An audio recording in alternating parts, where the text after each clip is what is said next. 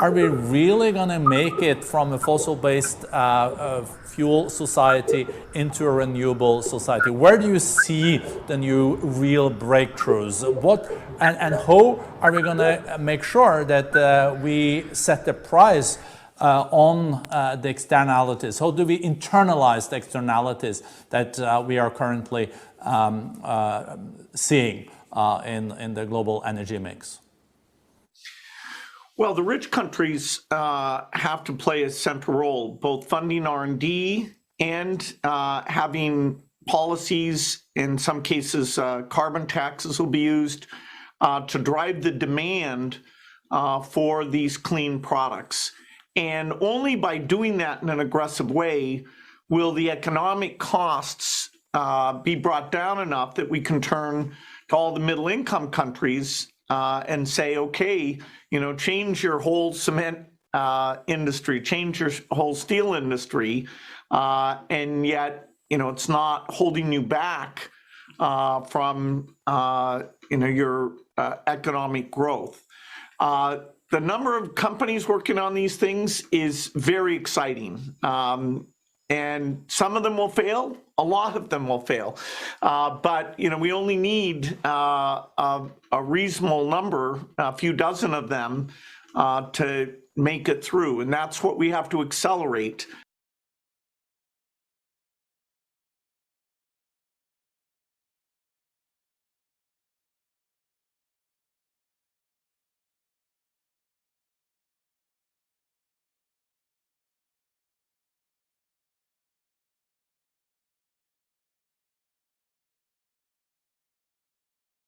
Is somewhere over the Pacific. It's somewhere halfway towards Latin America, which will be the next landmass it will hit.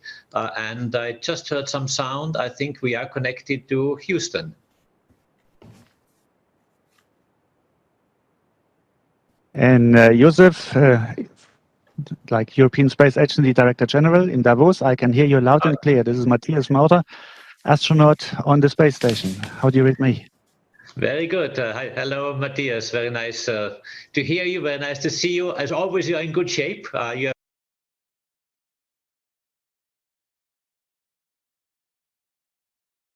One of the things that I believe the entire world is facing, but we certainly are facing it in a very, very disconcerting way in the United States, is the amount of disinformation that is accompanying what should be a problem where everyone pulls together against the common enemy, which is the virus.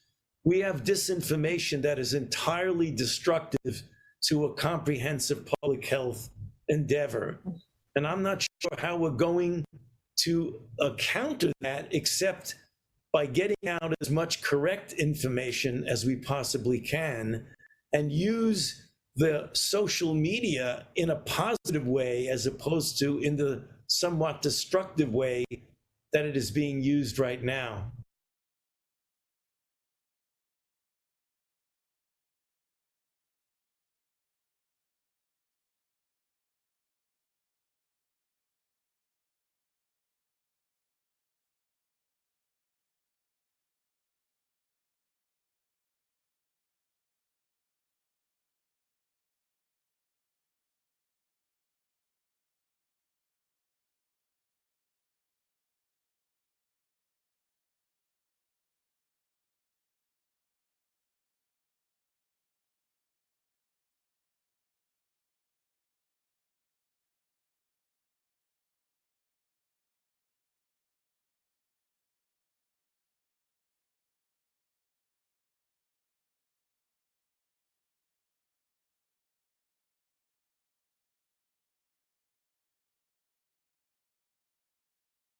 We have no time to lose.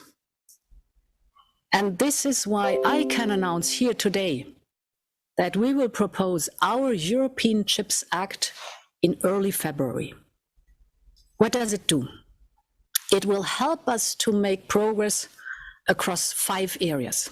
First, we will strengthen our world-class research. In his book Davos Man, American journalist Peter Goodman investigates one of the defining global